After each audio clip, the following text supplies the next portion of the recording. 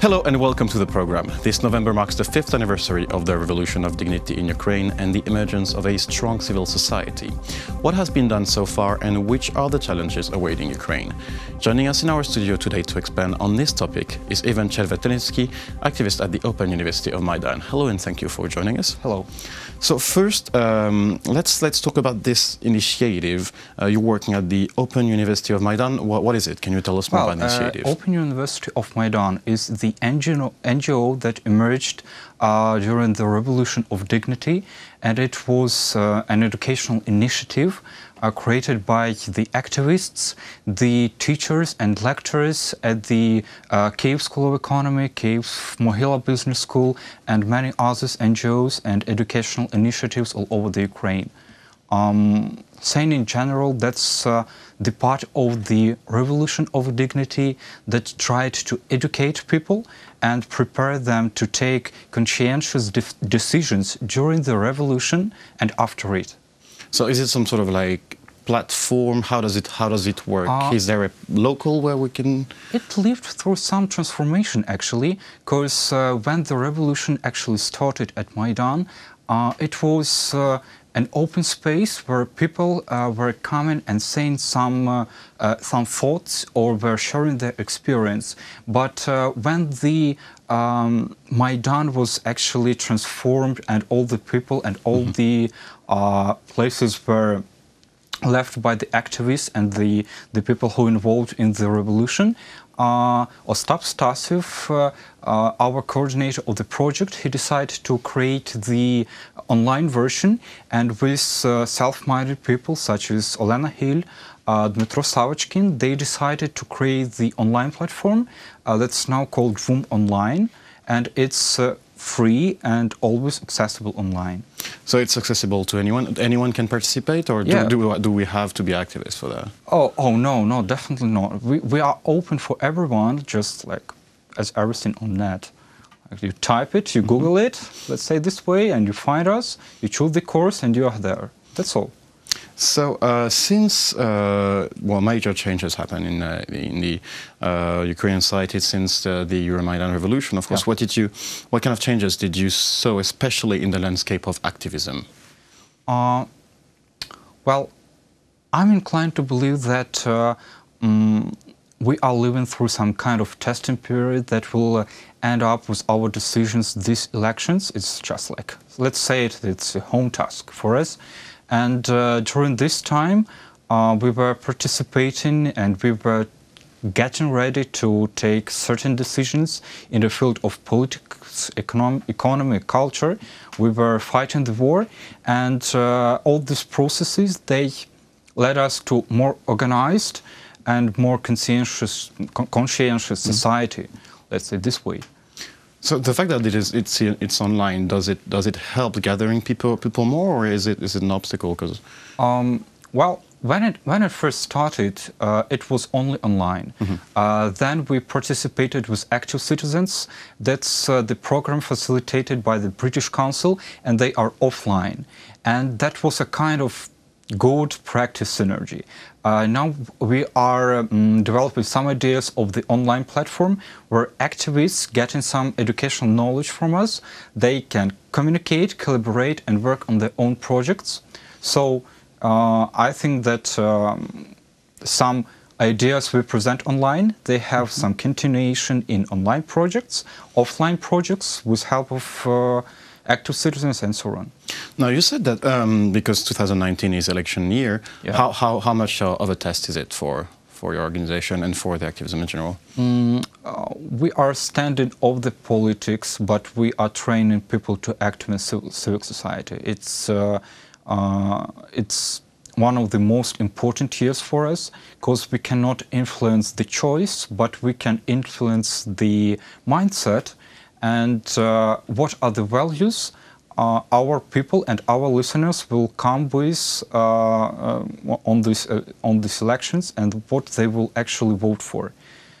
So it's a testing year, really, and Now, isn't there a risk, because now civil society is getting stronger and stronger and is getting support by also by international funds, isn't there a risk that somehow sometimes authorities and the government maybe might rely too much on civil society for certain changes to go through and say, okay, that's your role and we won't have to, you know? That's a nice question. I don't think so. I think that government, it's a bit afraid of civil society because there is a bit of independence and something that can go unplanned or unchanged for the government and its political and cultural claims. That's why civil society may make a turning role at these elections, and it can actually influence in the long term.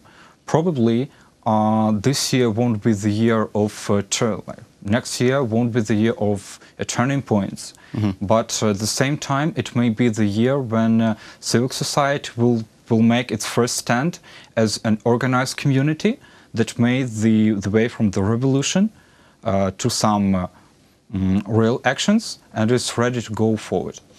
Now, one of the dangers, because I have to address this issue, because even though you're an online platform, there has been some issues recently, especially with the death of Katerina Handjuk and certain attacks on LGBT activists and LGBT members.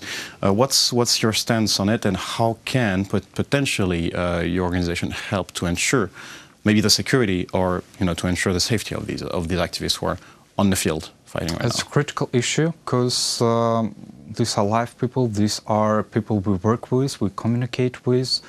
I can hardly see any other way out but to change the institutions, the way our police works, the way our investigation institutions work. And I really think that our organized answer to these problems, our organized protests, our demands for clear investigation, our one common voice with all the NGOs and international institutions will make this particular case be solved. And that will be a kind of example of any case when someone will decide to choose this really horrific way of threatening the civic society or threatening any of the activists. Because I think that while we are together, while we are united, we can actually participate and show our claims rightly and straightly. Now, to conclude this interview, we said earlier there was election year, was a turning point, of course, but whatever the outcome of 2019, how do you see the next step for your organization first and in general for the activist society? Well,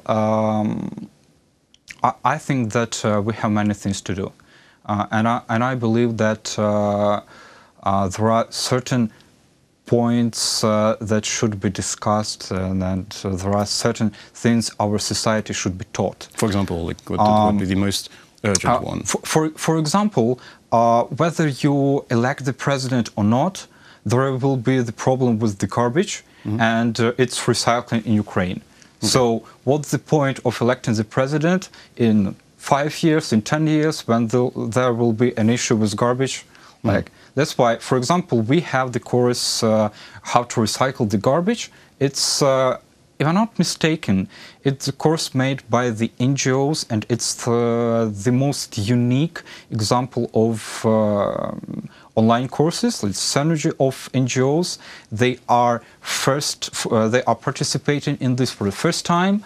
And this course is now one of the most popular on the platforms. It's outside politics, it's about sustainable development, it's about the future of us and our kids.